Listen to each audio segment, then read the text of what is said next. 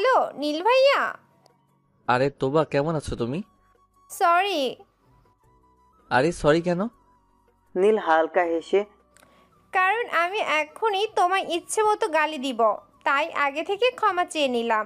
কুত্তা, বদমাইশ, খাচ্চর, বন মানুষ, কোথায় চলে গিয়েছিলে হ্যাঁ আমাকে না বলেই? এদিকে তোমার জন্য টেনশন করতে করতে আমার আপু এখন হাসপাতালে আছে। ফোন রিসিভ করে একটাবার জানতে চাইলে না আমার বোন কেমন আছে? তোমাকে হাতের কাছে পেলে লবণ ছাড়া চিবিয়ে খাবো। এই তোরা চুপ কর। না আপু, তুমি কোনো কথা বলবে না। মানুষ এত স্বার্থপর কেমনে হয়? একে তো না বলে পালিয়ে গেছে, তার উপর একটাবার ফোন দিয়ে জানতে চাইনি তার বউ কেমন আছে। কালকের ভেতরেই তোমাকে আমাদের বাসার সামনে দেখতে চাই, না হলে আমি তোমার নামে মামলা করব। তোমার কথাগুলো শুনে হাসি পেলেও নিজেকে সত্যি স্বার্থপর লাগছে। ইচ্ছাই হোক আর অনিচ্ছাই হোক, বিয়ে হয়ে গিয়েছে, সেই হিসেবে তনু আমার স্ত্রী। আমার এমনটা করা একদম ঠিক হচ্ছে না। আচ্ছা, তোমার আপু এখন কেমন আছে? তুমি আমার সাথে আরও একটা কথা বলবা না? এখন জিজ্ঞেস করছে আপু কেমন আছে। এই নাও, তোমার জামাই জিজ্ঞেস করছে কেমন আছো। তোমার তনুর হাতে ফোন ধরিয়ে দিল। তুমি আমাকে বলনি কেন তুমি হাসপাতালে আছো? আচ্ছা, এখন কেমন আছো? ডাক্তার কি বলেছে? জি, ভালো আছি। ডাক্তার বলেছে তেমন কিছু হয়নি, সময় মতো না খাওয়ার ফলে এমন হয়েছে। আচ্ছা, আমি কি কালকে আসবো তোমাকে দেখতে? না, লাগবে না, আপনার হয়তো অনেক কাজ পড়ে আছে। হ্যাঁ, ঠিকই বলেছ, অনেক কাজ আছে। আমি বরং কিছুদিন পরে আসবো তোমাকে দেখতে। জি, তাহলে রাখি, ভালো থাকবেন। নীল মোবাইল হাতে নিয়ে রুম থেকে বেরিয়ে আসলো ছাদে। এইভাবেই বেশ কিছুদিন চলে যায়। 2 থেকে 3 দিন পর পর তনুর সাথে কথা হয়, 1 মিনিট 2 মিনিট এরকমই। একদিন বিকেলে হঠাৎ করে আম্মু বললেন রেডি হতে, এয়ারপোর্ট যাব। কেন জিজ্ঞেস করলে বললেন আব্বু আসছেন ঢাকা থেকে। শুনে তেমন একটা খুশি না হলেও কিছুটা ভালো লাগছিল। এয়ারপোর্টে পৌঁছবার আগেই দেখতে পেলাম জিসান আঙ্কেল দাঁড়িয়ে আছে, আশেপাশে আরো কয়েকজন লোক। গাড়ি থেকে নামতে যাব, এই শোন, উনি তোর বাবা। নীলের মা জিসানের দিকে দেখিয়ে, আরে উনি তো জিসান। জিশানই তোর বাবা। গাড়ি থেকে নেমে লাফ দিয়ে গিয়ে জড়িয়ে ধরল নীল তার বাবাকে। ছেলের এইভাবে জড়িয়ে ধরা দেখে কেঁদেই দিল জিসান। বাবা ছেলেকে নূরজাহান বাসায় নিয়ে আসলেন। অতঃপর জানতে পারলো কালকে নাকি নীলের বিয়ে নিশাদের সাথে, এই জন্য জিসান ঢাকা থেকে এসেছে। কথাটা শুনে নীলের হজম হয়নি, তাই ওদের রুম থেকে হঠাৎ করে কাউকে কিছু না বলেই বের হয়ে গেল। কেমন যেন একটা চিন্তা এসে ভর করেছে নীলের মাথায়। তার মনে হচ্ছে সে ফ্যামিলির কথা রাখতে গিয়ে অনেক বড় ধরনের ভুল করছে। মুহূর্তেই তনুর কথা মনে পড়ে যায়। নিশাদকে বিয়ে করে তনুকে কষ্ট দিয়ে কোনোদিন সুখী হতে পারবো না। যেই মেয়েটা তার মনোজাতে আমাকে রাখে, আমি তাকে ঠকাতে পারবো না। বাসর রাতে 2 থেকে 30 মিনিটের পর নীলের ঘুম ভেঙে যায় কারো ফিস ফিস কথা শুনে। সেদিন নীল দেখেছিল তনু তাহাজ্জুদের নামাজ পড়ে মোনাজাতে কান্না করছে। সবকিছু শুনতে না পেলেও একটা কথা স্পষ্ট শুনেছিল, আল্লাহ, তুমি আমার প্রিয় স্বামীকে সবসময় বিপদ মুক্ত রেখো, ওনাকে সব সময় তোমার দিনের পথে চলার তৌফিক দিও। হি আল্লাহ, শুনেছি ওনার এই পৃথিবীতে আপন কেউ নেই, তুমি আমাকে ওনার আপন করে দিও। ওনার সমস্ত সুখে দুঃখে আমাকে ওনার পাশে থাকার তৌফিক দিও। কথাগুলো শুনে নীল সেদিন কেমন একটা রিয়েক্ট করেনি, বরং চুপচাপ ঘুমিয়ে পড়েছিল। আজকে নিশাদের সাথে বীর কথা ওঠায় সে বুঝতে পারছে জীবনসঙ্গী হিসেবে তনুই বেস্ট। নিশাত তো টাইমিং দেখে ভালোবাসে। কাল যদি আমার বড় কিছু হয়ে যায় তাহলে নিশাত আমাকে ছেড়ে যেতে 2বার ভাববে না। আর তনু আমাকে ছেড়ে যাওয়ার কথা কল্পনাও করবে না। তনুর প্রতি এটা আমার অন্ধবিশ্বাস নয়, ওর মোনাজাতে কান্না করার উপর ভিত্তি করে বলছি। আমি জানি আমি যাকে ভালোবাসি তাকে বিয়ে করে কখনো সুখী হতে পারবো না। সুখী তো তাকে বিয়ে করলে হব যে আমাকে ভালোবাসে। আমি চলে আসার পর মেয়েটা না খেয়ে অসুস্থ হয়ে পড়েছে, অথচ আমাকে একবারও জানায়নি। উল্টা আমাকে বলছে আমি কেমন আছি না যে করেই হোক কালকে বিয়েটা আটকাতে হবে। কোনো স্বার্থপর মেয়েকে আমি আমার লাইফে আসতে দেব না। 7-5 ভাবছে নীল। তখনই জিসান নীলের রুমে আসে। নীল তখন বিছানায় শুয়ে বালিশের উপরে মাথা রেখে এইসব ভাবছে। জিসান রুমে আসতেই উঠে বসলো। কিরে, বিয়ের কথা শুনে চলে আসলি যে? কোনো সমস্যা হয়েছে? না, তেমন কিছু নয়, আমার ভালো লাগছিল না তাই চলে আসলাম। সত্যি কথা বলতো, এই বিয়েতে তুই খুশি হচ্ছে না? নীল একবার ভাবলো, বাবাকে সত্যি কথাটা বলে দিলে কেমন হয়। বাবার জানা দরকার নিশাদের কর্মকাণ্ডগুলো। বাবা, এখন তুমিই বলো, এত কিছুর পরে আমি ওকে কিভাবে বিয়ে করব? নিশাত যখন জানতে পারলো আমি এই পরিবারের কোনো সদস্য নই, ওরা আমাকে বাসা থেকে বের করে দিয়েছে, ঠিক তখনই নিশাত আমার পাশে থাকার বদলে ছুঁড়ে ফেলে দিয়েছিল। আজকে যখন জানতে পারলো আমি আবার বাসায় ফিরে এসেছি, সবকিছু মিথ্যে ছিল, তখন আবার আমাকে পেতে চাইছে। টাকা পয়সা ধন সম্পদের কোনো গ্যারান্টি নেই। কাল যখন আমার কাছে কিছুই থাকবে না, তখন নিশাত আমাকে ছেড়ে যাবে না, তার কি গ্যারান্টি আছে? নিশাতকে বিয়ে না করার বিশেষ কারণ ওর মুখের ভাষা ভালো নয়। আমি জানি ওর দ্বারা আমার মা কখনো সুখী হতে পারবে না। আমি এমন মেয়েকে বিয়ে করতে পারবো না। তোমরা ওদের না করে দাও। আচ্ছা ঠিক আছে, আমি দেখছি কি করা যায়। তুই এসব নিয়ে আর টেনশন করিস না। অবশেষে সব বলে দিল। নীল অবাক হয়ে তাকিয়ে আছে। একটা বিয়ে ভাঙা কোনো সাধারণ বিষয় নয়, তাও বিয়ের আগের দিন। নীল প্রথমে ভেবেছিল নিশাদকে বিয়ে করার জন্য তার বাবা তাকে বোঝাবে, কিন্তু না, তার ধারণা ভুল ছিল।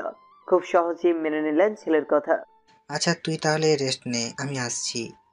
জিসান চলে গেলে নীল তনুকে ফোন দিল। আসসালামু আলাইকুম। ওয়ালাইকুম সালাম। আমার বউটা কি করছে? তনু ফোনটা কানের থেকে সরিয়ে নিজের শরীরে চিমটি কাটল। এটা স্বপ্ন নয় তো, নাকি আমি ভুল শুনলাম? নীল আবার বলে উঠল, আমার বউটা কি করছে? Hello hello. জি, হ্যালো, কেমন আছেন? তনু তুতলাতে তুতলাতে নীলের মুখে বউ ডাকটা হজম হচ্ছে না। তোমার গলায় কোনো সমস্যা নাকি? না, গলায় সমস্যা হবে কেন? মনে হয় কানে কিছু একটা হয়েছে, সব কিছু ওলটপালট শুনতে পাচ্ছি। তাহলে আমি ফোন রেখে দিব? না না, এখন শুনতে পাচ্ছি। কেমন আছেন আপনি? জি আলহামদুলিল্লাহ, ভালো। তুমি? আলহামদুলিল্লাহ, আপনার দোয়ায় ভালো আছি। ভাবছি 2-1 ভেতরে নোয়াখালী আসবো, কিন্তু কিন্তু কি হয়েছে বলুন? না, তেমন কিছু নয়। ও, আচ্ছা, তোবা কি করছে? এই তো পাশে বসে আছে। মনে হয় আমার উপরে রেগে আছে। বেচারি তোবা সেদিন কি বকা দিল আমাকে। আপনি প্লিজ কিছু মনে করবেন না, ছোট মানুষ বুঝতে পারেনি। আমি না হয় তোবার হয়ে ক্ষমা চেয়ে নিচ্ছি। এই আপু, তুমি ক্ষমা চাইবে কেন? ক্ষমা তো চাইবে নীল ভাইয়া, উনি না বলে। থাপ্পড় দেব, বেশি কথা বলছিস কেন? হয়েছে, তোমাকে আর মারতে হবে না। আমি এসে না হয় মহারানীর কাছে ক্ষমা চেয়ে নিব। নিজে চেঁচামেচি হচ্ছে। আচ্ছা বউ, আমি তোমার সাথে রাতে কথা বলবো, এখন রাখি। ফোন কেটে নীল নিচে গেল। দেখে মনে হচ্ছে কে বা কারা বাসায় এসেছে। 4-5 জনের মতো হবে। 2 জন মহিলা, সাথে একটা মেয়ে, 14+15 বছর বয়স হবে, সাথে একজন মুরব্বী, আরো একজন লোক, বাবা বয়সী হবে। নীল নিচে নামতেই হইচই বেড়ে গেল। আভা, এই দেখ আমাদের নীল কত বড় হয়ে গেছে, তাই না? জিসান তার বোনকে নীলকে দেখিয়ে দিল। আভা নীলের কাছে গিয়ে জড়িয়ে ধরল। চোখে মুখ দিকে তাকাচ্ছে। নীল বুঝতে পারে না কি করবে, তাই সে চুপ করে থাকে। এক একজন আসছে আর নতুন বউয়ের মতো আদর করছে। নীল চুপটি মেরে সব দেখে যাচ্ছে। একদম ভাবির সব কিছু পেয়েছে, নাক চোখ সব ভাবির মতো। চুপ বেয়াদব মেয়ে, সব সময় পাকনামো ভালো লাগে না। নীল চট করে একটা থাপ্পড় মেরে বসে অবন্তিকার মাথায়। সেটা কেউ লক্ষ্য করেনি। অবন্তিকা চোখ বড় বড় করে নীলের দিকে তাকায়। নীল অন্যদিকে তাকিয়ে আছে।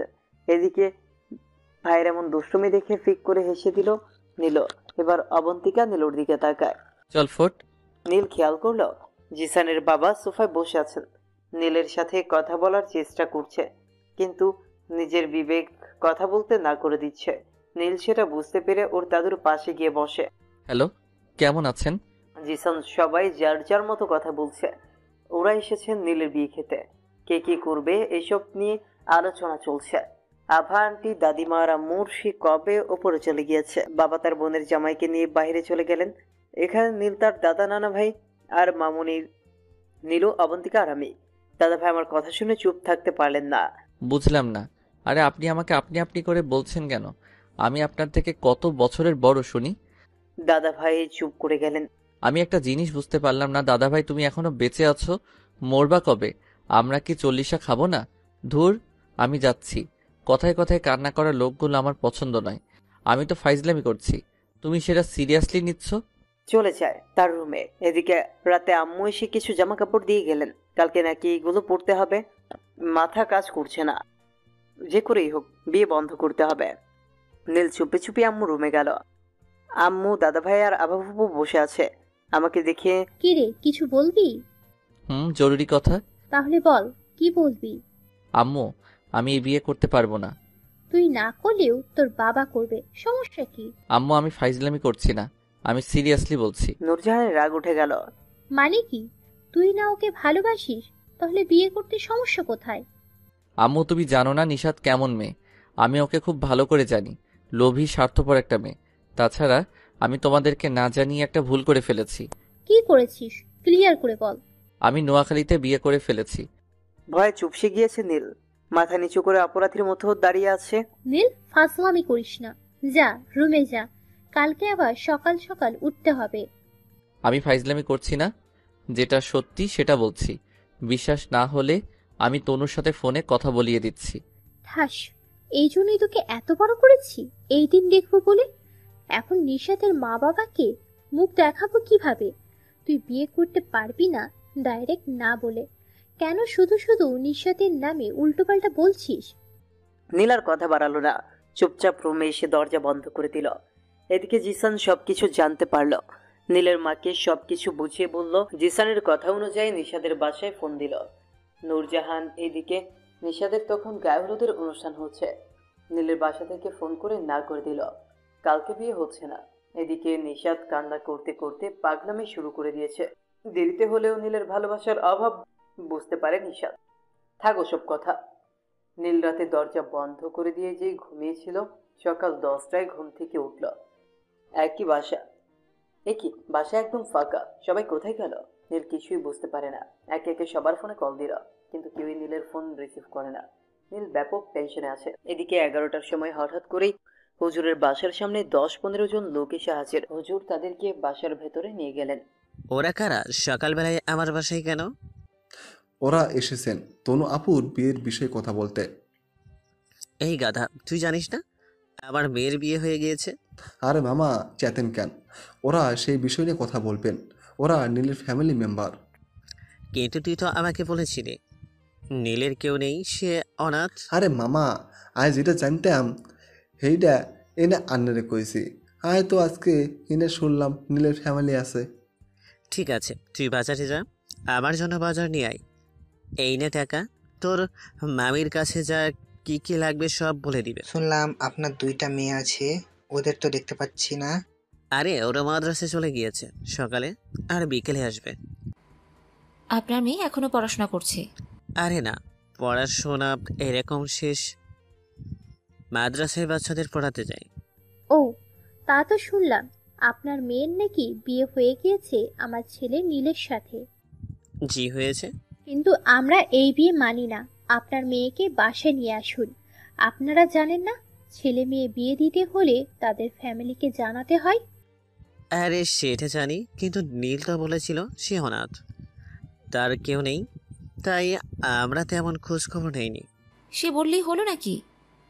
দেখুন, আপনার মাথা গরম করবেন না। তাছাড়া আমরা তো আরে নীলে জোর করে বিয়ে করাইনি।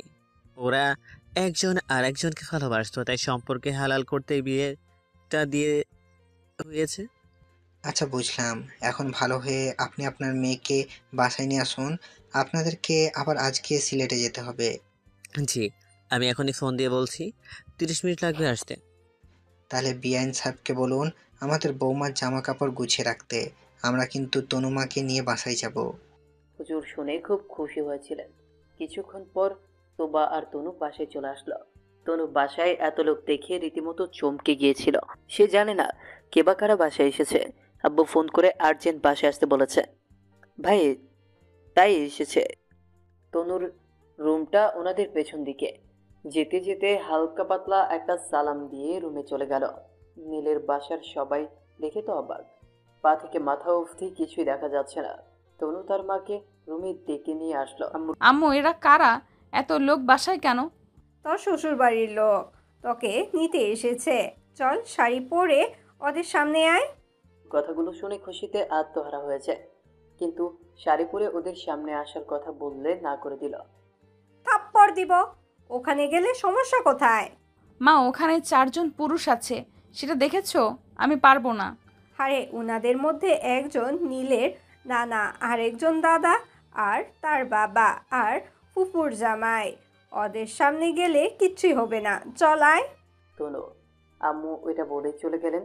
তনু গোলাপি একটা শাড়ি পরে বেরিয়ে আসলো, একদম মেকআপ করেনি, যেন পরীদের মতো লাগছে। সবার সামনে যেতেই সবাই হা করে তাকিয়ে আছে, যেন আর কোনোদিন মেয়ে দেখেনি। এই যেন এক স্বর্গের পরী। নীলের মা তনুকে দেখে তো পুরোই ফিদা হয়ে গেছেন। ছেলের পছন্দ এতটাও খারাপ নয়। সবার এমন চাহনিতে তনু বিরক্তি ফিল করে, সাথে ভেতরে কিছুটা ভয় কাজ করছে। শরীর কাঁপতে শুরু করেছে, কপালে বিন্দু বিন্দু ঘাম জমেছে, গাল দুটা আগুনের মতো লাল হয়ে আছে। সব কিছু ক্লিয়ার করে বিকেলে তনুকে নিয়ে বাসার উদ্দেশ্যে রওনা দিয়েছেন সবাই। এইদিকে নীল তো টেনশনে পড়ে খাওয়া দাওয়া বন্ধ করে দিয়েছে। রাত 3টা নাগাদ এখনো নীল বাসায় একা বসে আছে, ঘুম আসছে না।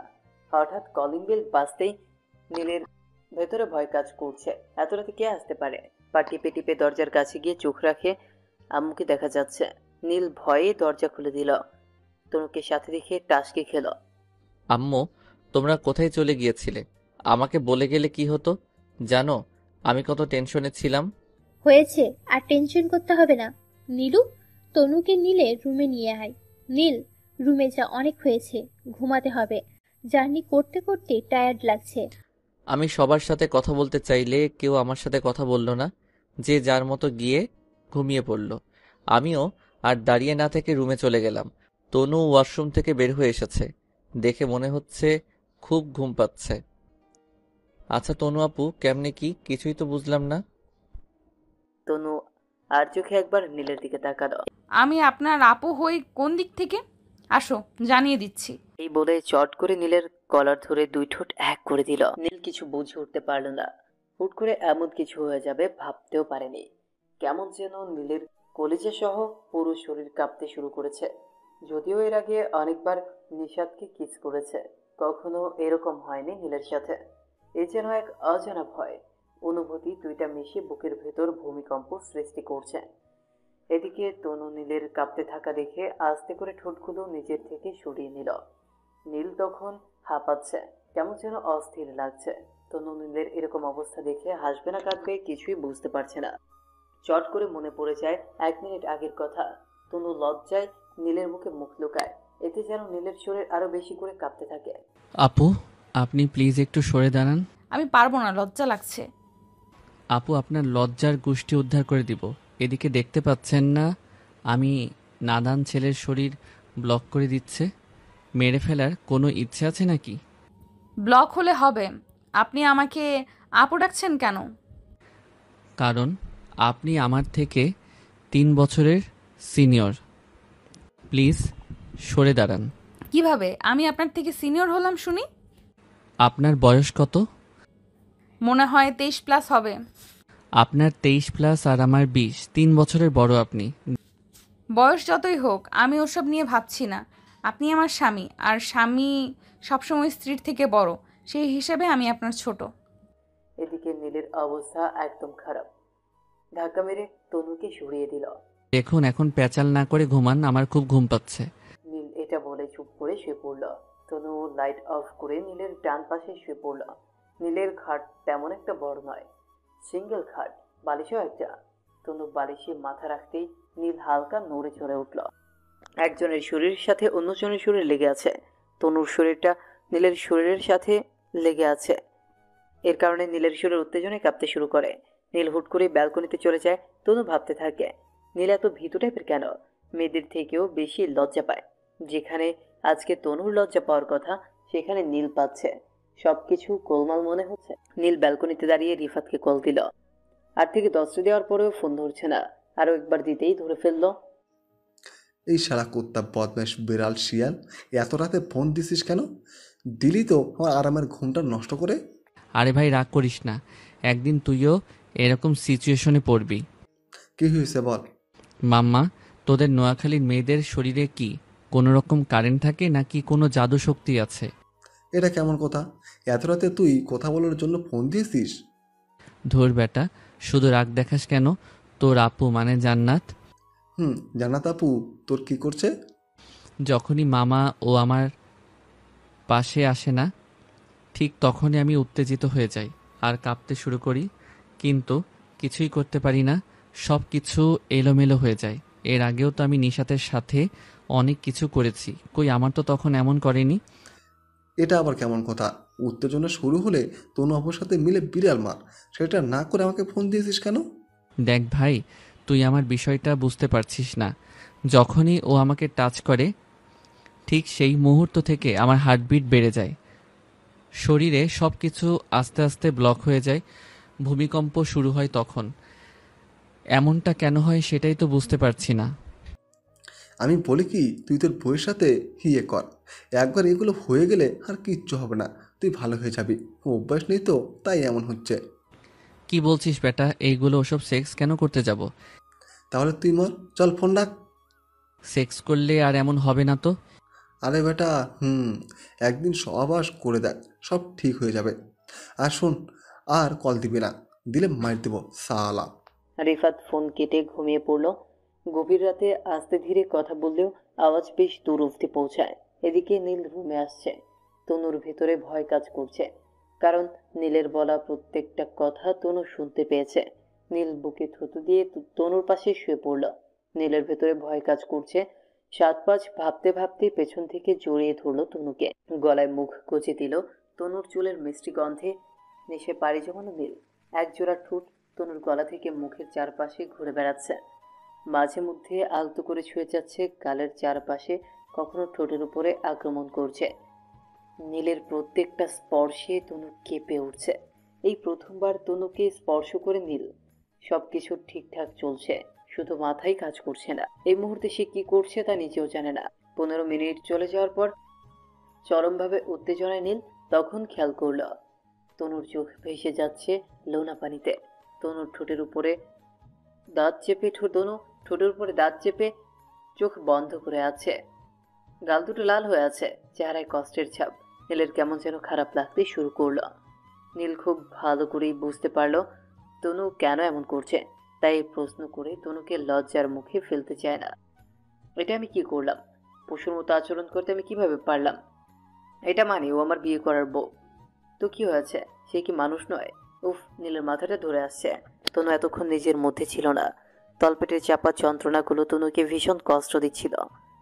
আস্তে করে চোখ খুলে তাকাতেই নীল সাথে সাথে তনুর উপর থেকে সরে যায়।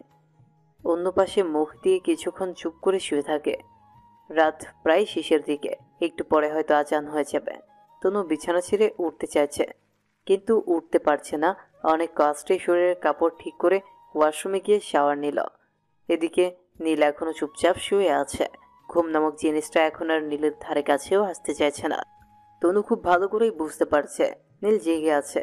একবার বলতে চেয়েছিল যাও শাওয়ার নিয়ে আসো, কিন্তু পরক্ষণেই কিছুক্ষণ আগের সবকিছু ভেসে উঠল চোখের সামনে। বলতে চেয়েও লজ্জায় বলতে পারল না। তনু তাহাজ্জুদের নামাজে থাকা অবস্থায় মসজিদ থেকে মধুর কণ্ঠে আজানের সুর ভেসে আসলো। তনু তাহাজ্জুদের নামাজ শেষ করে ফজরের নামাজ পড়ে নিল। নীলকে নামাজের জন্য ডাকতে চেয়েও পারেনি। নীল চুপ করে শুয়ে আছে। ভেবেছিল শাওয়ার নিবে, কিন্তু এখনই শাওয়ার নিতে কেমন যেন লজ্জা বোধ করছে, কারণ রুমের লাইট জ্বলছে আর তনুও জেগে আছে। এই মুহূর্তে তনুর দিকে তাকানো সম্ভব নয়। তনু নামাজ শেষ করে কোরআন তেলাওয়াত করছে, যদিও নীলের রুমে কোনো কোরআন শরীফ নেই। তনু মুখস্থ আছে, কারণ সে কোরআনে হাফেজা। একটা মানুষের গলার সুর এত মিষ্টি হতে পারে, বিশেষ করে তেলাওয়াতের সময়। তেলাওয়াত না শুনলে কখনো জানতেও পারতো না নীল। সকাল 6টায় নীলের চোখে ঘুম নেই। তনু এতক্ষণ তেলাওয়াত করছিল, রাতে ঘুম হয়নি এক মুহূর্তের জন্য। তাই তেলাওয়াত বন্ধ করে নীলের পাশে শুয়ে পড়ল। ধীরে ধীরে তনু ঘুমের রাজ্যে হারিয়ে গেল। তনু ঘুমোতেই নীল উঠে আগে বসার রুমে গেল। হঠাৎ খেয়াল করলো তার পরনে থাকা প্যান্টের উপর রক্তের দাগ লেগে আছে। নীল ভয় পেয়ে যায়, কিছু ফেটে গেল না তো? খুলে দেখে নিল, কই কিছুই তো কাটেনি ফাটেনি, তাহলে রক্ত কোথা থেকে আসলো? 7-5 ভাবতে ভাবতে হঠাৎ মনে পড়ল, সাথে সাথে লজ্জায় লাল হয়ে যায়। সামনে থাকা আয়নার দিকে নিজেকে একবার দেখে নিল। শাওয়ার নিয়ে বাসার বাইরে চলে গেল। রাত করে সবাই বাসায় এসেছে, তা এখনো যে যার রুমে ঘুমোচ্ছে। হাঁটতে হাঁটতে গদির মুড়ে চায়ের দোকানে বসে চা খাচ্ছে। পেছন থেকে রাহুল মাথায় টোকা মেরে পাশে বসে বলল, কিরে মামা, তুই তো চুপ হওয়া, রুস্তম নিকলা। হুম। কি বলিস বেটা? তেরা বাত মেরা সমাজ মে নেহি আয়া। চা খাবি? ফ্রিতে খাওয়ালে কেই বা না খাই। মামা আরেকটা চা দাও তো। তা দিনকাল কেমন যাচ্ছে? আমার তো কোনো রকমে চলছে মামা, কিন্তু তুই এমনটা কেন করলি? কি করলাম? দূর বেটা, শুনলাম তোর বিয়ে নিশাদের সাথে। নিশাদ নিজেও আজকে বলেছে, দাওয়াতও দিয়ে দিল। যখনই রেডি হয়ে নিশাদের বাসায় গেলাম, শুনলাম তোর নাকি নিশাদের সাথে বিয়ে। নিশাদ নিজে আমাকে বলেছে, দাওয়াতও দিয়েছিল। যখনই রেডি হয়ে নিশাদের বাসায় গেলাম, শুনলাম তুই নাকি বিয়ে করতে মানা করে দিয়েছিস। কিন্তু কেন? 4 বছরের রিলেশনে বিয়ে করলে প্রবলেম কোথায়? মাম্মা তুই জানিস না নিশাত মেয়েটা কেমন, আমি খুব ভালো করে জানি। আর মামা, যেখানে বিশ্বাস নেই সেখানে ভালোবাসা আছে, এটা ভাবাটাও বোকামি। সেটা তোদের পার্সোনাল বিষয়, তোরা যা ভালো বুঝবি তাই তো করবি। তা মামা, তুমি তো চুপ হওয়া, রুস্তম নিকলা। বুঝলাম না, তুই একই কথা দ্বিতীয়বার বলছিস, কি বোঝাতে চাইছিস? আরে বেটা, তুই 1000 কোটিপতির মালিক হয়েও এমনিতে তুই কোটিপতি। তার উপরে তোর বাবার 1000 কোটি টাকার মালিক থাকা সত্ত্বেও আমাদের সাথে সব গোপন করে রাখছিলে। তার কথা জিজ্ঞাসা করলে বলতি ছোট্টবেলায় মারা গিয়েছে। এমনভাবে চলাফেরা করো মিয়া, কেউ দেখলে বলবে তুই একটা জাত ফকির নেই। কি বলছিস? আমার বাবা কোটি টাকার মালিক হতে যাবে কেন? তাছাড়া আমি তো জানতাম আমার বাবা নেই, কিছুদিন আগেই জানতে পারলাম আমার বাবা বেঁচে আছেন। জানি মামা, সবই জানি। নিশাদ সবকিছুই বলেছে আমাকে। ও হয়ে তোকে বলতেই ভুলে গিয়েছি। নিশাদ হাসপাতালে আছে, হঠাৎ করে অসুস্থ হয়ে পড়েছে। তো আমি কি করব? অসুস্থ হয়েছে, আবার ভালো হয়ে যাবে। কি বলছিস মামা? এবার তো করতে পারিস। মামা আমার ভালো লাগছে না এখন, আমি বাসায় গেলাম। নীল চায়ের বিল দিয়ে বাসার দিকে রওনা দিল। সকাল 9টার দিকে নীলের রুমে এসে দেখলো তনু ঘুমোচ্ছে। নীল রুমে নেই। নীল তনুকে ডেকে চলে যায়। তনু ঘুম থেকে উঠে রুম থেকে বের হয়ে দেখলো অবন্তিকা নীলু টিভির সঙ্গে বসে আছে। এটা তনুর কাছে মোটেও ভালো লাগেনি। সকাল সকাল টিভি দেখার মানেটা কি? তনু রান্নাঘর খুঁজতে শুরু করে। নীলু তনুকে নিয়ে রান্নাঘরে চলে যায়। অবন্তিকা টিভি দেখতে মনোযোগী ছিল। নীলের কথা শুনে তনুর দিকে তাকায়। অবন্তিকার কেন জানি তনুকে দেখলেই হিংসা হয়। মেয়েটা এত সুন্দর কিভাবে হলো? নিশ্চিত কোনো ভালো দামি ক্রিম মাখে। অবন্তিকা মনে মনে 7-5 ভাবতে থাকে। না, ভাবিকে জিজ্ঞেস করবো ক্রিমের নাম। যদি অবন্তিকা দেখতে আসলে সুন্দরী, তবু হিংসা হয়। কিছুক্ষণ পর নীল বাসে আসলো। রুমে গিয়ে দেখলো বিছানায় এখনো এলোমেলো আছে। ইস, তনুটা এত খাটাস কেন? নিজে এত সুন্দর হয়েও রুমটা একটু সুন্দর করে রাখলে কি হয় বলে বিছানার চাদর ঠিক করতে যায়। রক্ত! একই, বিছানার চাদরেও রক্তের দাগ। একই বাবা, রক্তের সাগর বয়ে গিয়েছে আমার রুমে। তাড়াতাড়ি চাদরটা নিয়ে ওয়াশরুমে রেখে দিল। খুব খিদে পেয়েছে। নিচে এসে খাবার টেবিলে বসে চিৎকার চেঁচামেচি শুরু করে দিয়েছে। নীলের চেঁচামেচি শুনে জিসান, আম্মু, আভা, ফুপু সহ সবাই সামনে এসে বসে আছে। কি রে, এইভাবে চেঁচামেচি কেন? খিদে পেয়েছে তাই বলে চিৎকার দিতে হবে? অবন্তিকা, যা নীলের জন্য কিছু নিয়ে আয়। না থাক অবন্তিকা, তুই বস, আমি নিয়ে আসতেছি। সারাদিনে তনুর ছায়াও দেখেনি নীল। সারাদিন নীলু আর অবন্তিকার সাথে গল্প করে কাটিয়ে দিয়েছে। রাতে খাওয়া শেষে নীল রুমে শুয়ে আছে। বাবা বলেছে কালকে ঢাকায় চলে যাব, সাথে সারা ফ্যামিলি যাবে। শুনে খুব ভালো লাগছে। একটু পর তনু রুমে আসলে নীল চোখ বন্ধ করে চুপ করে থাকে।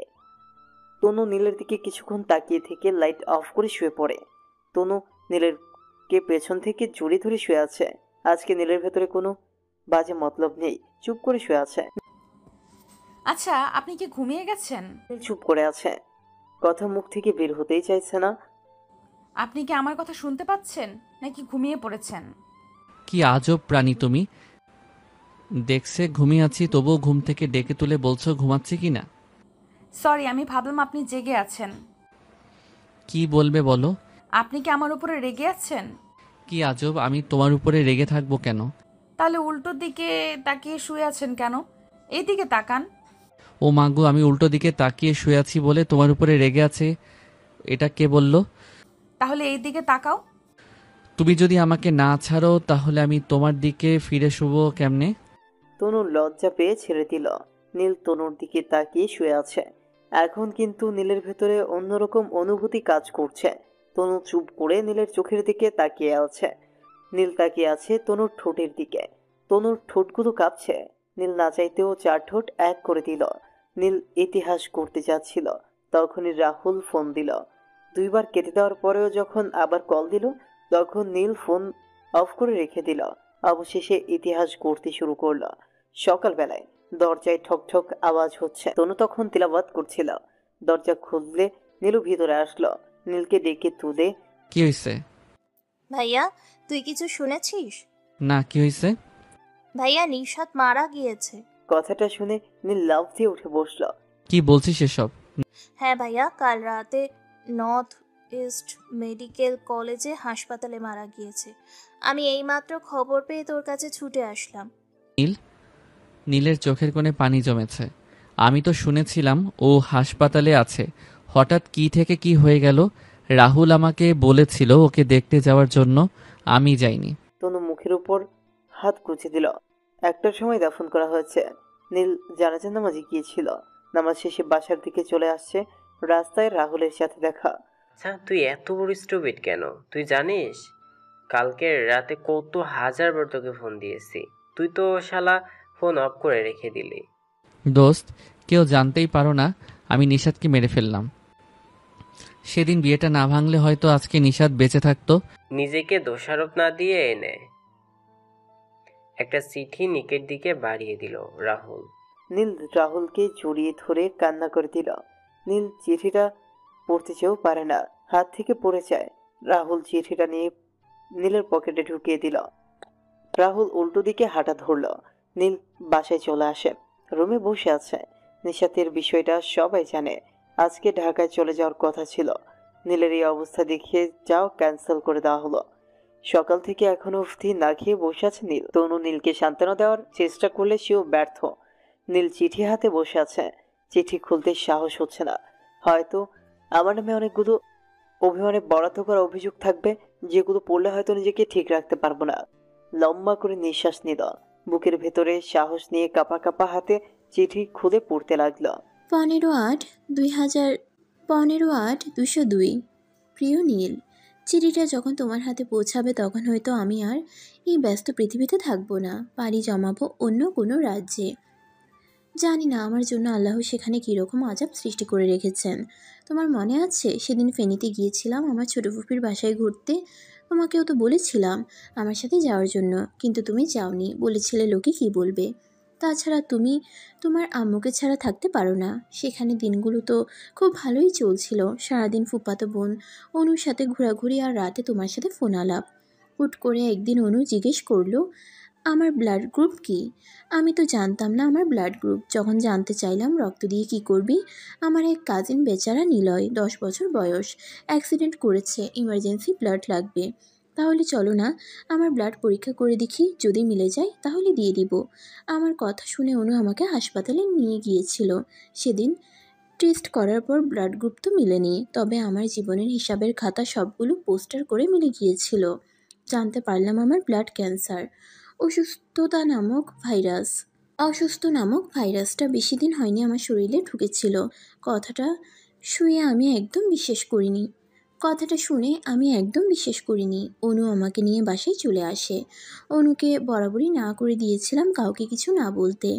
সেদিন তোমার সাথে কথা বলা বন্ধ ছিল, মনে আছে? যেখানে দুজনে 8টার পর থেকে কথা বলতে লাগলে রাত 3টা+4টা পর্যন্ত এক নাগাড়ে কথা বলে যেতাম। সেখানে হুট করে আমি তোমার ফোন তুলিনি, 100+ কল দিয়েছিলে। পরে এই বিষয় নিয়ে খুব রাগারাগি করেছিলে। তুমি একটার পর একটা কল দিয়েই যাচ্ছ। তখন ফোন রিসিভ করে কি বলতাম তোমাকে? আমি জানি সত্যটা আমি লুকাতে পারবো না, তোমাকে বলে দিব, তাই ফোন তুলিনি। আমার মাথা কাজ করছিল না, ফ্যামিলিতে জানাবো নাকি জানাবো না এটা ভেবে আমি কাউকে জানাইনি। আমার অসুস্থতার কথা শুনে কেউ ভালো থাকতে পারবে না। আমি সবার আদরের ছিলাম। ওরা আমাকে বাঁচাতেই চাইবে, যদিও সেটা অসম্ভব। আমি চাইছি না আমার জন্য সবাই কষ্ট করুক। আমার হাতে 4 মাস প্লাস আছে। এই 4 মাস আমি হাসি খুশি জীবনটাকে উপভোগ করতে চেয়েছি, তাই তো কিছু বলিনি। একদিন হুট করেই মরে যাব, না হয় শেষ নিঃশ্বাস ত্যাগ করার 10 + 15 দিন আগে সবাই জেনে যাবে, তখন হয়তো ওরা কিছুদিন কষ্ট পাবে। 4 মাস আগে থেকে কষ্ট পাওয়ার থেকে একদিন আগে থেকে কষ্ট পাওয়া কিছুই নয়। সেদিন যদি আমি বলে দিতাম আমার ব্লাড ক্যান্সার, সবাই পেরেশানিতে পড়তো, সারাদিন হাসপাতালে দৌড়াদৌড়িতে থাকতো সবাই। আব্বু আম্মু তাদের কষ্ট আর চোখের পানি আমি সহ্য করতে পারবো না।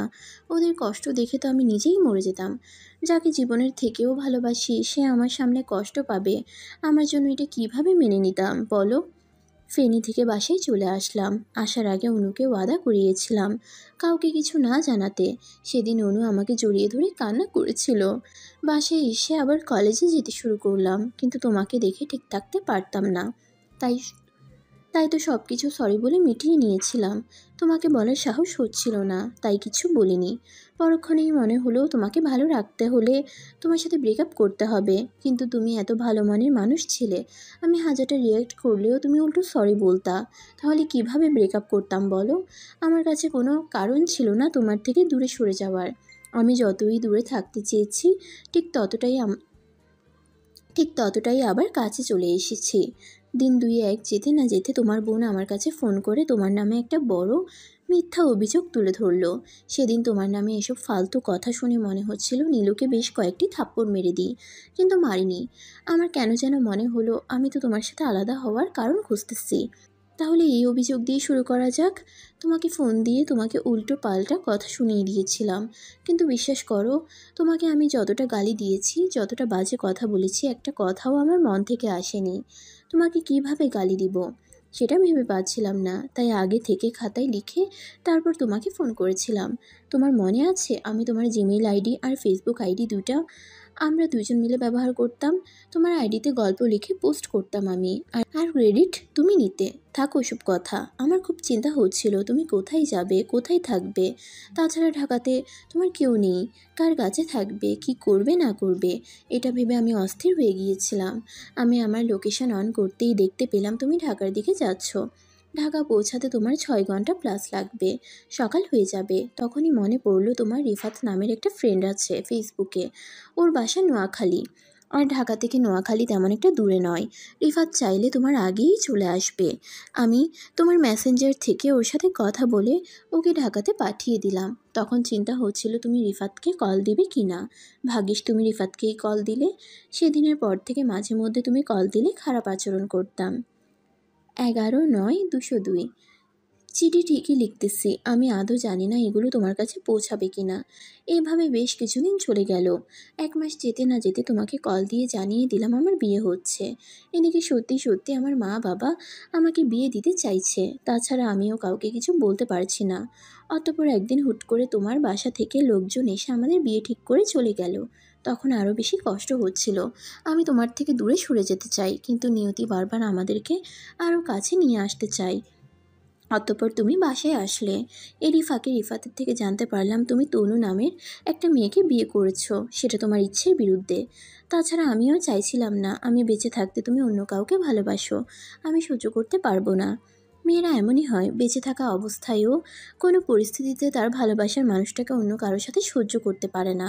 তাই তো আবার তোমার কাছে আসার চেষ্টা করেছিলাম, ভেবেছিলাম মরেই তো যাব, তাহলে শেষ অবধি তোমার বুকে মাথা রেখে মরে যাই। সেদিন তোমার বাসায় গেলাম, তুমি আমাকে না চেনার ভান করে অপমান করলা, সহ্য করতে পারিনি।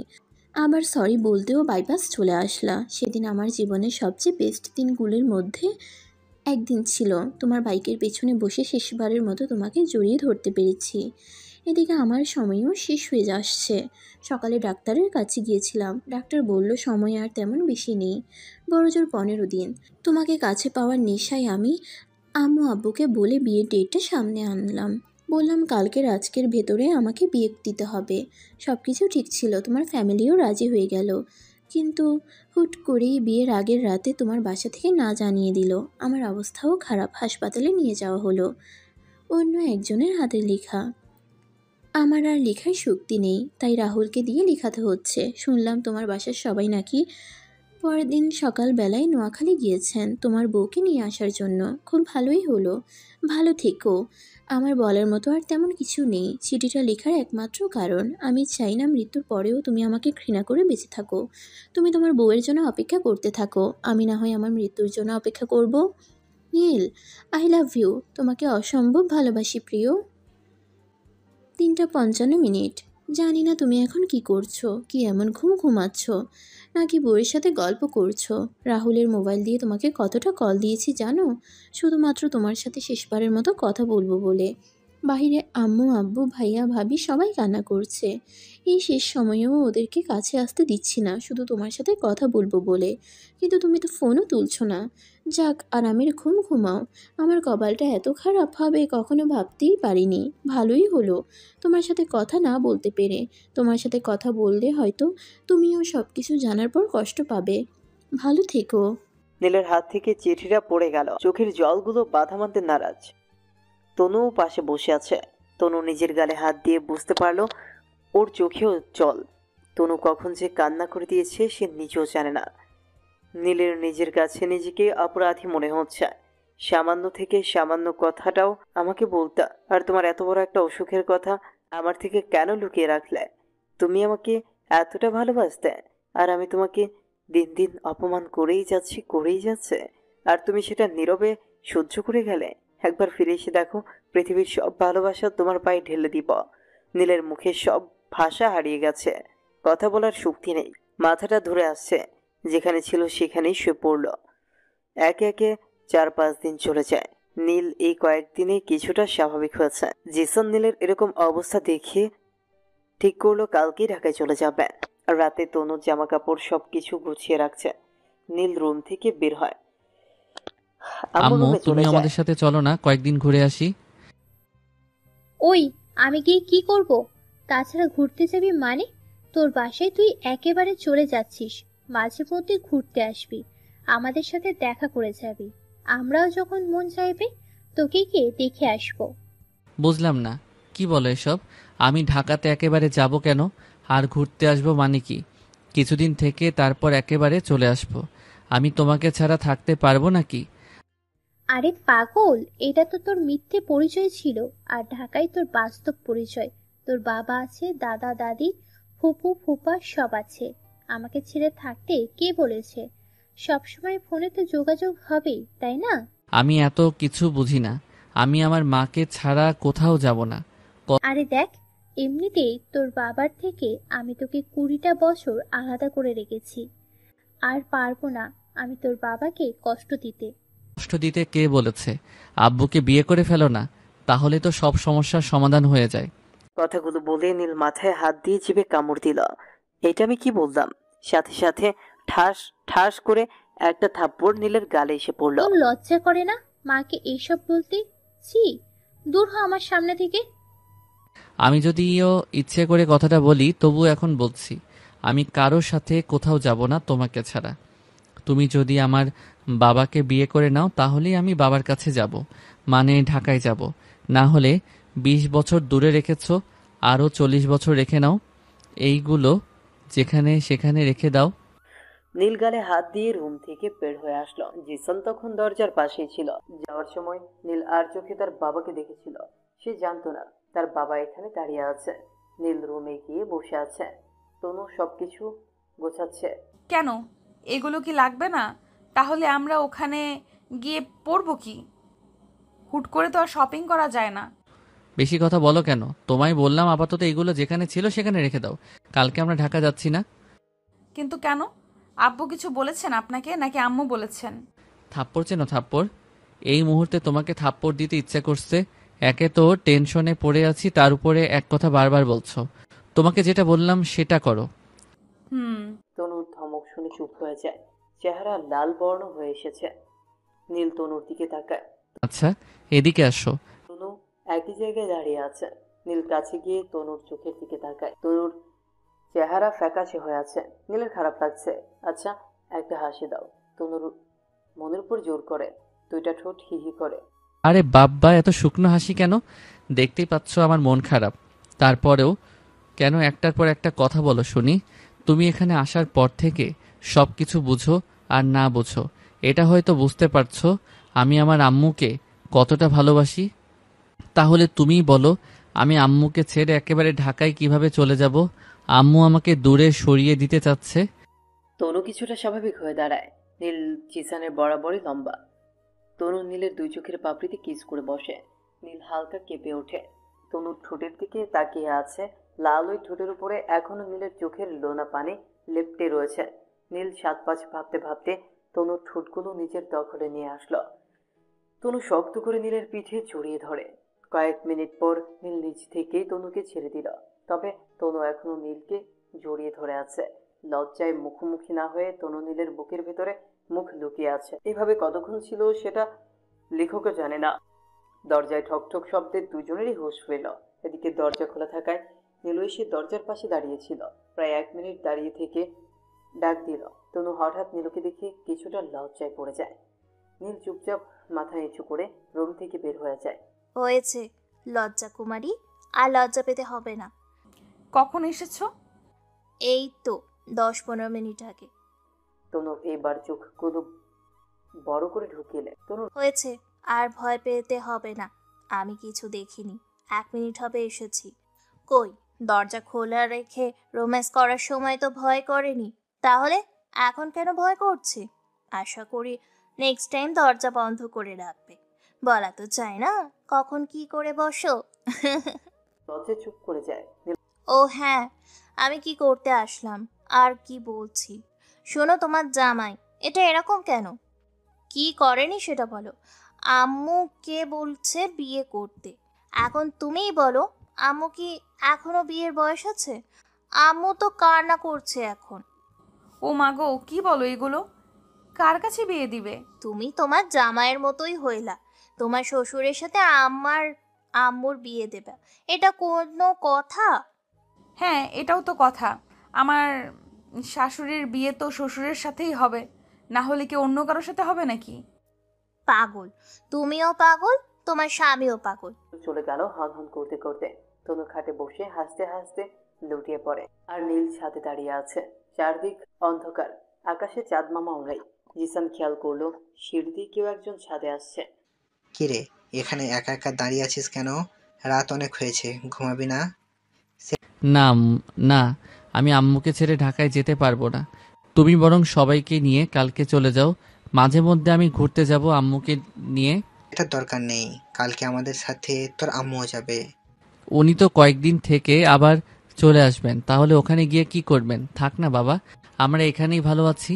আরে গাধা, তুই বলেছিলি না তোর মাকে তুই একেবারে ঢাকায় নিয়ে যেতে? আমি সেটাই করেছি। মানে? এতে মানে করছিস কেন? এত মানে করছিস কেন?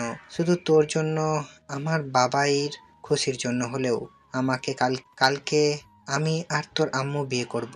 এটা শুধু আমার কথা নয়, পরিবারের সবাই মিলে এই সিদ্ধান্ত নিয়েছেন। নীল হুট করেই জড়িয়ে ধরল। জিসানকে ধন্যবাদ দিল। পরের দিন সবাই সবকিছু গুছিয়ে গাড়িতে বসে আছে। নীল যাওয়ার আগে মাম্মির রুমে যায়। মামুনি, এই নাও। কি এটা? আমার সব কিছু রাকিব আর নীলুর নামে লিখে দিলাম, কারণ আজ হোক বা কাল নীলু তো আবার এই বাসায় আসবে। আমার বোনকে ছেলের বউ নয়, নিজের মেয়ের মতো দেখে রেখো। যেই দেখায় থাকবে আদর, ভালোবাসা আর শাসন। আমি জানি আমার আম্মু যেমন আমাকে ভালোবাসে তেমনি। তোর কি মনে হয় আমি পাথর দিলাম? আমার মন নেই? আমি কি মানুষ নই? আমি তোর সাথে না বুঝে অন্যায় করেছি। মানুষ মাত্রই ভুল, তাই বলে তুই আগের কথাগুলো মনে রেখে সমস্ত কিছু আমাদের নামে লিখে দিবি? আমি এটা নিতে পারবো না।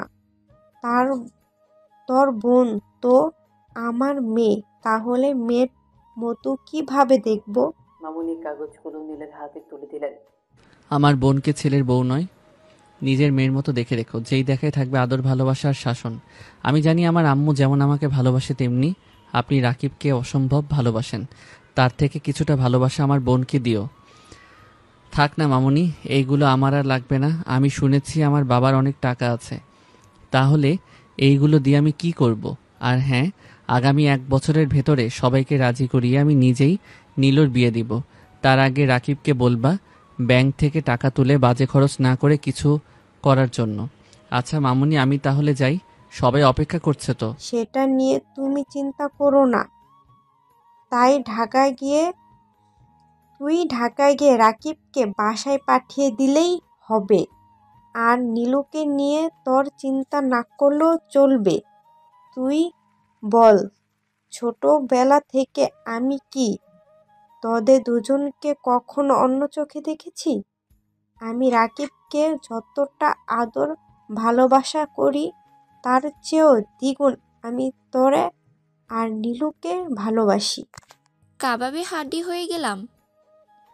তাহলে সরে যা, না করছে কে? তোমার কি মনে হয় আমি এখন নেমে যাব? আমি কি সেটা বলেছি? আপনি এমন কেন? কথায় কথায় ছোট বোনদের সঙ্গে ঝগড়া করেন কেন? এই অবন্তিকা, কি হয়েছে? বলা যাবে না। কানটা এদিকে দে। বল। বেশরম, তোর সমস্যা কি? তুই ওইদিকে তাকাচ্ছিস কেন? নীলু আস্তে আস্তে বলল। তো আমি কোন দিকে তাকাবো? এক কাজ কর, আমাকে অন্ধ করে দে। চুপ কর শাকচুনি। কি হলো, আপনি আবার গাড়িতে উঠলেন কেন? আরে ভাই, কোথায় নিয়ে এসেছো? আপনি ভুল করে অন্য কারো বাড়িতে নিয়ে এসেছো। ইয়া আল্লাহ, এটা বাড়ি নাকি রাজপ্রাসাদ? নীল ভাইয়া, গাড়ি থেকে নামো। এটাই আমাদের বাড়ি। এত অবাক হওয়ার কি আছে? জীবনে মনে হয় আর কোনোদিন দেখোনি। ভাবি, তুমি আমার সাথে আসো। কি বলছিস সেইগুলো? আমার বাবা বড়লোক শুনেছি, তাই বলে এত বড়লোক সেটা কল্পনা করিনি। তুমি মেঘনা গ্রুপের নাম শুনছো? সেটা আবার কি? ফ্রেশ চেনো? আটা ময়দা ফ্রেশ তেল। এটা জানি। ওইটার নাম ম্যাগি গ্রুপ। ওইটা আমার মামা তোমার বাবার। নীল হা করে তাকিয়ে আছে বাড়ির দিকে। অবন্তিকা, নীলু। এরপর তনু বাড়ির ভেতরে চলে গেল। নীল পিছু পিছু গেল। কিছুক্ষণের মধ্যে আব্বু আম্মু আর বাকি সবাই চলে আসে। অবন্তিকা তনুকে একটা রুম দেখিয়ে দিল। আজ থেকে নাকি ওই রুমে নীল আর তনু থাকবে। সেই রুমের দেয়ালে একজন কম বয়সী মহিলার ছবি টানানো দেখে নীল বাইরে এসে তার দাদিকে জিজ্ঞেস করে, আরে, আমার রুমে দেখলাম একজন কম বয়সী মহিলার ছবি টাঙানো। ওই দেখো, টিভি রুমেও তো সেম ছবি। আরে ওটা তো সামিয়ার ছবি, হতাশ হয়ে বললেন। সামিরা আবার ক্যাডা? নামটা কোথাও শুনেছি, ঠিক মনে পড়ছে না। তোর মা। কথাটা বলেই টুপ করে এক ফোঁটা চোখের জল ফেলে চলে গেলেন। ওনার খুব ঘৃণা হচ্ছে ওনার স্বামীর উপরে। জন্মের পরেই ছেলের থেকে মাকে কেড়ে নিল। ছেলেটা আজকে তার মাকে চিনতে পারছে না। নীল সেখানে দাঁড়িয়ে না থেকে রুমে চলে আসে। তার মায়ের জন্য কষ্ট হলেও চোখের জল বের হয় না, কারণ তার এক মা চলে গেলেও আর এক মা আছে। রাত 11টা। আজকে নূরজাহান আর জিসানের বাসরাত। আচ্ছা বলো তো, আব্বু আম্মু এখন কি করছেন? আপনার লজ্জা শরম কিচ্ছু নেই। আরে ধুর, তুমি সবসময় নেগেটিভ ভাবো কেন? পজিটিভ কিছু ভাবতে পারো না? কি জানি, হয়তো গল্প করছেন। হাজারো না বলা কথাগুলো আজকে বলে দিচ্ছেন। আচ্ছা, আমার মধ্যে কি আছে যে আমি তোমার বয়সে ছোট থাকার পরেও আমাকেই বিয়ে করতে হলো? সেটা কেমন কথা? বিয়ে তো আল্লাহর হাতে, উনি যা চাইবেন তাই হবে। আমরা শুধু উসিলা। জানি, পাগল মাইয়া। আম্পা তনুর উপরে তুলে দিয়ে কোলবালিশের মতো জড়িয়ে ধরল তনুকে। ছাড়ুন আমাকে। কোলবালিশ পেয়েছেন নাকি? আমার কষ্ট হয় তো। আচ্ছা, আমরা কি এখন বেবি নিব নাকি আরো পরে? দূর, ভালো লাগে না। কি বলেন এইসব? তনু লজ্জায় পড়ে যায়। যেটা সত্যি সেটাই বলছি, এত লজ্জা পেতে হবে না। আমার মনে হয় আর 5 বছর পরে বেবি নিলে ভালো হয়। না, আল্লাহ যখন চাইবেন তখন। এখানে আমরা দিন তারিখ ঠিক করার কে? আমরা কে মানে? আমরা ওর বাবা মা। ও কোথায়? কে কোথায়? আমরা যার বাবা মা সে কোথায়? ওটা তুমি জানো। চলো একটু রোম্যান্স করি। আমি পারবো না, মাফ করবেন। কিন্তু কেন? জানি না, আজ থেকে সহবাস করা যাবে না। তাহলে বিয়ে কেন করলাম? আমি জানি না, আমার ঘুম পাচ্ছে, প্লিজ ঘুমাতে দাও। ওকে, গুড নাইট। ফজরের আজান শুনে ঘুম ভাঙতেই নিজেকে নীলের বুকের উপরে আবিষ্কার করল। পিচ্ছি ছেলেটা খুব শক্ত করে তনুকে জড়িয়ে ধরে আছে। তনু কোনো রকম নীলের থেকে নিজেকে ছাড়িয়ে ওয়াশরুমে চলে যায়। উজু করে এসে দেখল এখনো নীল ঘুমোচ্ছে। ছেলেটা আগে তো নামাজ পড়তো, কিন্তু কিছুদিন হয়েছে ইদানিং নামাজের কথা শুনলে দূরে দূরে থাকে। তনু আজকেও বেশ কয়েকবার ডাকলো নামাজ পড়ার জন্য। বিরক্ত হয়ে তনুকে ধমক দিল। কি হয়েছে, তোমার সমস্যাটা কোথায় বুঝলাম না। আমার ভালো লাগছে না, আমি নামাজ পড়ছি না। তোমার ভালো লাগছে, তুমি পড়ছো। আমি তোমাকে কখনো মানা করেছি নামাজ পড়তে? তাহলে আমি ঘুমিয়ে আছি, তুমি কেন বলছো ঘুম থেকে উঠতে? আমি মরলে কি তুমি আমার কবরে যাবে? যত সব ফালতু মেয়ে, যাও নামাজ পড়ো। নীল আবার ঘুমিয়ে যায়। তনু মন খারাপ করে নামাজ পড়তে চলে যায়। মনের সাথে অনেক কান্নাকাটি করে। নীলকে দিনের পথে আল্লাহর ইবাদত করার জন্য দোয়া করে। নীল মরার মতো ঘুমোচ্ছে। সকালে নীল ঘুম থেকে উঠে তনুকে খুঁজতে শুরু করে। তনু রান্নাঘরে আছে। বাসার সবাই বারণ করার পরেও তনু রান্না করতে গিয়েছে। আজকের দিনটা চলে যায়, নীল একবারও তনুর দেখা পায়নি। তনু সারাদিন অবন্তিকা আর নীলুর সাথে গল্প করতে ব্যস্ত ছিল, কিন্তু মনটা ছিল নীলের কাছে। সারাক্ষণ ছটফট করছিল, কাউকে সেটা বুঝতে দেয়নি। রাত হয়ে এসেছে। নীল ভাবছে সরি বলবে তনুকে, ওইভাবে বলাটা ঠিক হয়নি। 11টার পর খাওয়া দাওয়া করে কেউ সিরিয়াল দেখছে, কেউ আড্ডা দিচ্ছে। তনু ওসব পছন্দ নয়, তাই সে রুমে এসে লাইট অফ করে শুয়ে আছে, কিন্তু ঘুমোচ্ছে না। চোখ বন্ধ করে আছে। 20 মিনিটের মাথায় নীল এতক্ষণ ছাদে ছিল। রুমে এসে দেখলো লাইট অফ করা। লাইট অন করতেই দেখলো তনু ঘুমিয়ে আছে। নীল লাইটটা আবার অফ করে শুয়ে পড়ল। নীল তনুর হাতটা ধরে, কলিজা, কোথায় ছিলে সারাদিন? একবারও কি আমার কথা তোমার মনে পড়েনি? তনু নিশ্চুপ হয়ে আছে ঘুমের ভান করে। তুমি কি ঘুমিয়ে গিয়েছো? আমার তো মনে হয় না তুমি ঘুমাচ্ছ। আমি জানি তুমি জেগে আছো, তাহলে কথা বলছো না কেন? তনু এখনো নিশ্চুপ। কি হয়েছে তোমার? ও, আমি সকালে বকা দিয়েছি তাই রাগ করেছো, তাই তো? ওকে, সরি বাবা, এবার তো কথা বলো। তনু কিছুক্ষণ চুপ থেকে, ওকে সরি বলতে হবে না, আপনার অধিকার আছে আমার উপরে। নীল এবার তনুকে জড়িয়ে ধরে। প্লিজ রাগ করো না লক্ষ্মী সোনা। আমি মোটেও রাগ করিনি। তাহলে মুড অফ কেন? আমি জানি তুমি রেগে আছো। সামান্য জড়িয়ে ধরাতে তোমার কষ্ট হচ্ছে। জানি না, আপনি আমাকে ছাড়ুন, কষ্ট হচ্ছে, আমার দম বন্ধ হয়ে আসছে। নীল ছেড়ে দিল। কই, আমি জানি তুমি রেগে আছো। সামান্য জড়িয়ে ধরাতে তোমার কষ্ট হচ্ছে। কই, অন্য দিন তো হয় না। তাছাড়া খারাপ তো কিছু করিনি তোমার সাথে। আরে বোঝার চেষ্টা করুন, আপনি আমার সাথে যা ইচ্ছে করতে পারেন, আমার শরীর খারাপ তাই এমন করছি। তোমাকে দেখে তো মনে হয় না তোমার শরীর খারাপ। এতক্ষণ যা করিনি তাই করব। চট করে তনুর ঠোঁটে কিস বসিয়ে দিল। তনুর আর সহ্য হচ্ছে না, তাই চট করে থাপ্পড় মেরে বসল নীলের গালে, যদিও ইচ্ছে করে মারেনি। নীল গালে হাত দিয়ে শুয়ে আছে। আমি বুঝতে পারিনি, আপনি প্লিজ কিছু মনে করবেন না। তনু যখনই নীলের গালে হাত দেয়, নীল তনুর হাতটা সরিয়ে দিল। চেহারাটা কালো করে শুয়ে আছে। তনু কান্না করছে। বিশ্বাস করুন, আমি ইচ্ছে করে এমনটা করিনি। কিভাবে কি হয়েছে বলতে পারবো না, প্লিজ আমাকে ক্ষমা করে দিন। নীল পাথরের মতো শুয়ে আছে। তনু নীলের পা জড়িয়ে ধরে। প্লিজ আমাকে একা থাকতে দাও। ন্যাকামো বন্ধ করে আমার পা ছাড়ো প্লিজ। না, আমি ছাড়বো না। আগে বলুন আপনি আমাকে ক্ষমা করে দিয়েছেন। এই মুহূর্তে তনুকে নীলের বিরক্ত লাগছে। যা, ক্ষমা করে দিলাম, শান্তিতে ঘুমাতে দে আমাকে। নীলের আচরণে আর কথাই বুঝতে পারছে নীল তাকে ক্ষমা করেনি। প্লিজ ক্ষমা করুন আমাকে, আমার ভুল হয়ে গিয়েছে। উফ, ঠিক আছে, আমি ক্ষমা করে দিয়েছি। যাও এবার শুয়ে পড়ো। তনু নাক টানতে টানতে নীলের পাশে এসে শুয়ে পড়ল। না চাইতেও নীলকে জড়িয়ে ধরল। আপনি যা চাইবেন আমি তাই করব। আমি ইচ্ছে করে মারিনি, বিশ্বাস করুন। ক্ষমা তো আমি তোমাকে করে দিয়েছি, কিন্তু তুমি যাই বলো না কেন, তুমি আগের তনু নেই। আজকাল তুমি আমাকে এড়িয়ে চলো। কালকে যখন তোমাকে জড়িয়ে ধরেছিলাম তুমি বললা তোমার ভালো লাগছে না। আজকে কোনো বাহানা না পেয়ে সরাসরি থাপ্পড় মেরে দিলে, সাথে সকালে বকা দেওয়ার বদলা নিলা। আপনি আমাকে ভুল বুঝতেছেন। আমি আপনাকে এই জন্য কাছে আসতে দিচ্ছি না, কারণ আমার মাসিক চলছে 2 দিন থেকে। লজ্জায় আপনাকে বলতে পারছিলাম না, তাই দূরে সরিয়ে রাখছি। তার উপরে তলপেটের ব্যথায় মাথা কাজ করছে না, তাই কি থেকে কি হয়ে গেল। এখন আপনি চাইলে সব কিছু করতে পারেন।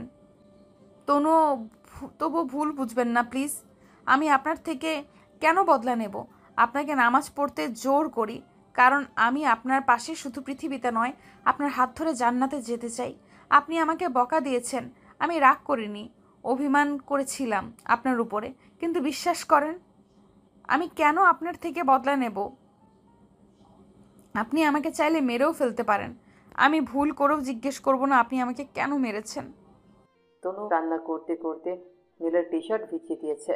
নীলের নিজের কাছে খারাপ লাগছে, একটা মেয়ে হঠাৎ করে কেন আমার সাথে মিশতে বারণ করছে সেটা জানা আমার উচিত ছিল। নিজেকে স্বার্থপর লাগছে, শুধু নিজের চাহিদার কথাটা চিন্তা করলাম। মাসিকের সময় মেয়েরা কতটা কষ্টে দিন পার করে সেটা শুধু তারাই জানে। যে মেয়েটা আমার সাথে দুনিয়াতে নয় জান্নাতে যেতে চায়, আমার ভালোর জন্য আমাকে নামাজ পড়তে বলে, আমি তাকে উল্টো বকা দিচ্ছে। আমি তো সব থেকে বড় স্বার্থপর। নীল চুপ করে থাকে। তনুকে আরো শক্ত করে জড়িয়ে ধরল। সরি কলিজা, আমার ভুল হয়ে গিয়েছে। আপনি কেন সরি বলছেন? সব ভুলগুলো আমার। আমি আপনাকে আমার সমস্যার কথা জানাইনি, তাই তো এমন ভুল বোঝাবুঝি হয়েছে। তুমি যদি আর একবারও আমাকে আপনি করে বলো তাহলে তোমাকে এক্ষুনি ইচ্ছে মতো বকা দিব। তাহলে কি বলে ডাকবো? তুমি বলেই ডাকো না। আমি পারবো না, আমি আপনি বলাতেই খুশি। কিন্তু আপনিটা কেমন যেন পরপর লাগে। তুমি করেই বলো। চুপ, আর একটা কথাও বলবা না। 100 বার বলবো। দেখি, বলে দেখাও তো। নীলের বুক থেকে মাথা। এই তো বলো। তনু নীলকে আর কথা বলতে দিল না, চার ঠোঁট এক করে দিল।